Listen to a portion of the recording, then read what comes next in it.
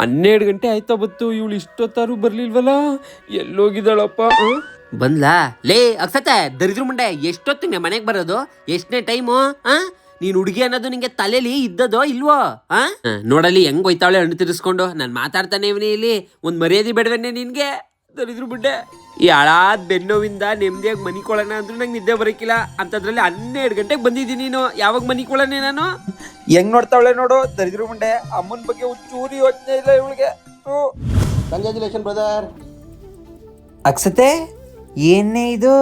ಇದಾ flow aunty gravity mattress. ಹೌದು, recent ಆಗಿ ಫ್ಲೋ ಮ್ಯಾಟ್ರೆಸಸ್ ನ ತರಿಸಿದ್ದೆ. ಒಂದು ಫುಲ್ಲಿ ಸೈಜ್ಡ್ ಬೆಡ್ ನ ಒಂದು ಚಿಕ್ಕ ಕ್ಯಾಪ್ಸ್ಯೂಲ್ ಸೈಜ್ಗೆ ಕಂಪ್ಯಾಕ್ಟ್ ಮಾಡಿ ಕಳ್ಸಿಕೊಟ್ಟಿದ್ರು. ನೀವು ನೋಡ್ತಿರ್ಬೋದು ಎಷ್ಟು ದೊಡ್ಡ ಬೆಡ್ ಇದು ಅಂತ.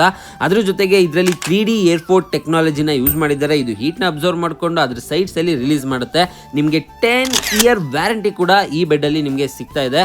ಅಷ್ಟೇ ಅಲ್ಲದೆ ಇವರು ಮೋಷನ್ ಐಸೋಲೇಷನ್ ಟೆಕ್ನಾಲಜಿನ ಯೂಸ್ ಮಾಡಿರೋದ್ರಿಂದ ನಿಮ್ಮ ಸ್ಪೈನ್ಗೆ ಯಾವುದೇ ರೀತಿ ಪ್ರಾಬ್ಲಮ್ ಆಗಲ್ಲ. ಕರೆಕ್ಟ್ ಆಗಿ ಸ್ಟ್ರೈಟ್ ಆಗಿ ಅಲೈನ್ಮೆಂಟ್ ಆಗಿರುತ್ತೆ. ಯಾವುದೇ ರೀತಿ ಬಾಡಿ ಪೇನ್ ಕೂಡ ನಿಮ್ಗೆ ಬರೋದಿಲ್ಲ. ಲೇ ಅಕ್ಸತೆ, ನೀನ್ ಈ ಹಾಸಿಗೆ ತರಿಸಿದಿ ಅಂದ್ರೆ ಏನೇ ಅರ್ಥ? ನಾನು ದಿನ ಲೇಟ್ ಆಗೇ ಬರ್ತೀನಿ, ನೀನ್ ಆರಾಮಾಗಿ ಮನಿಕೋ ಅಂತವಾ? ಮಾಡ್ಲು ಕರ್ನಾಟಕದಲ್ಲಿ ಒಬ್ರೇನೋ